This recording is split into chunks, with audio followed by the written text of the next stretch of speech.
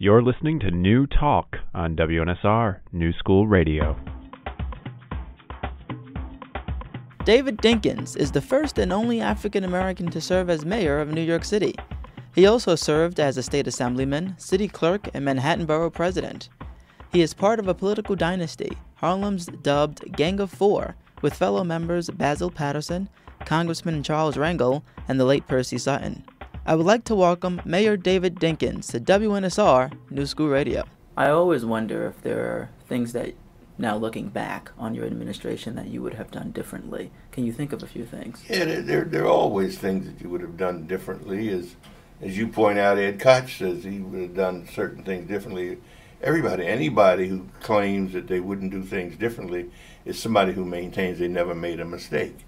And that's nonsense. Can you think of a couple of things? Oh, sure, I can think of many, but it's not in my interest, really, to list my failings for the interests of the media. Mm-hmm. I mean, it doesn't make sense.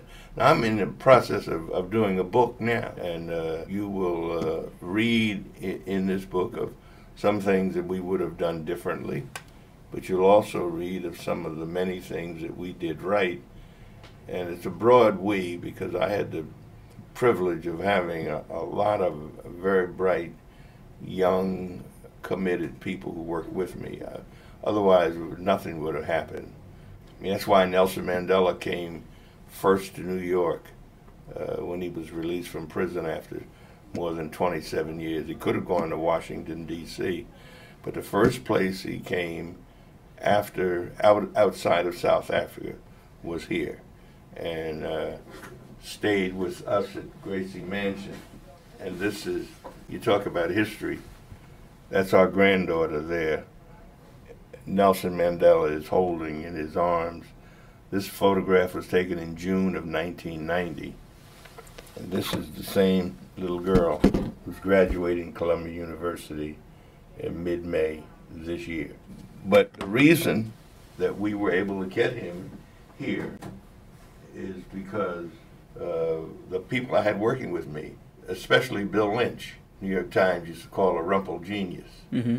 And Harry Belafonte was part of that effort. Same Harry Belafonte up there in that upper photograph, who was the master of ceremonies at my inauguration on January 1st, 1990. I heard you say of Bill Lynch once in the media, I get very emotional when I talk about Bill Lynch because he worked so hard. Well, that's true. Never ever claiming credit.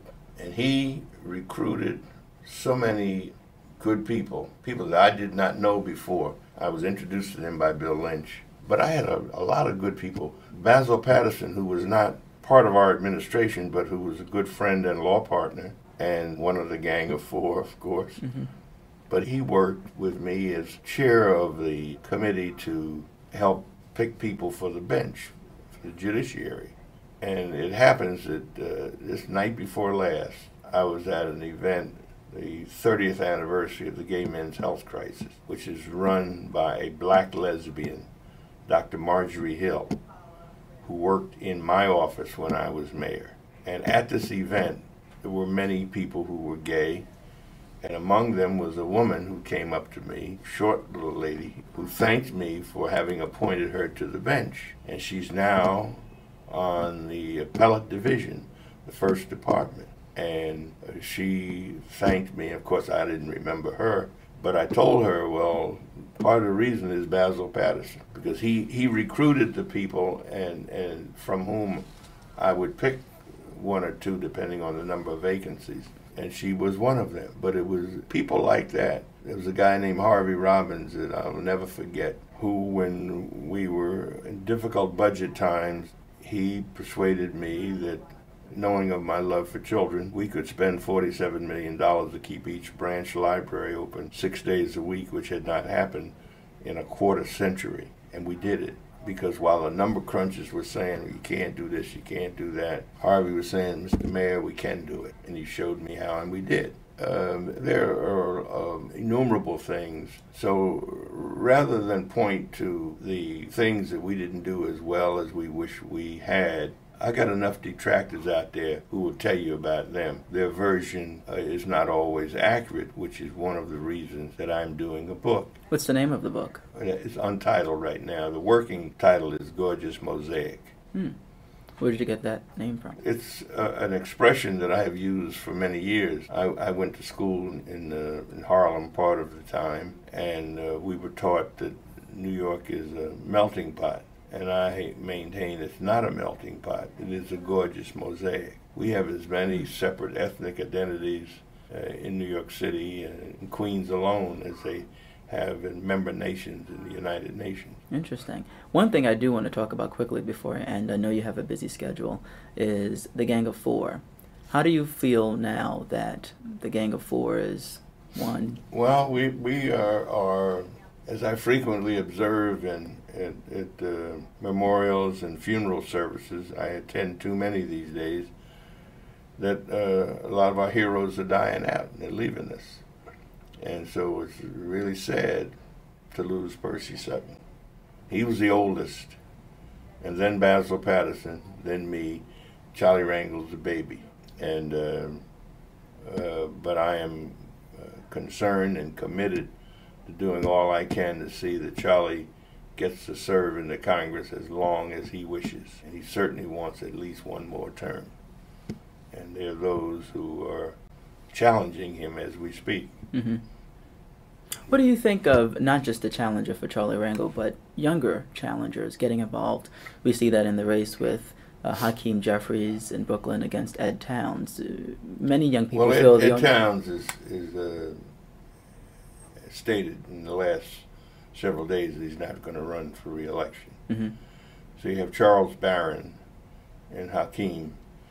I've taken no position in that contest. I don't really feel the need to interject myself, as it were, in every contest. But I did support Charles Barron against Priscilla Wooten with the city council. But young people in general, in a broader context, getting involved in politics, challenging the status quo. Well, yeah, but they're different things. Getting involved isn't necessarily challenging the status quo. It may be, given the function of what race they enter, it may be that they're trying to maintain the status quo in a given instance. I was about to tell you that I supported Charles Barron against Priscilla Wooten because she was the chair of the City Council's Education Committee, and I thought she was horrible. So I not only endorsed Charles Barron, I campaigned for him in the streets of Brooklyn. But I don't know that I will get involved in the current contest because I don't have the need to inject myself everywhere. But I encourage young people to be involved. There's a young man named Jamal Nelson, who's now a minister. He was what we call a Posse scholar. If you're not familiar with the Posse Foundation, Google him and learn about it. But I am on the board of Posse, and I think a lot of them. And Jamal is one of the first Posse scholars that I met. He went to Vanderbilt, won a fellowship to Harvard Divinity School, and he came to me one day many years later and said he was interested in government and politics. I said, that's good. He wanted to know how I thought he should start. I said, well, let me tell you. Where do you have in mind? He mentioned Harlem. I said, well, you really ought to acquaint yourself with the people who are in the leadership roles there.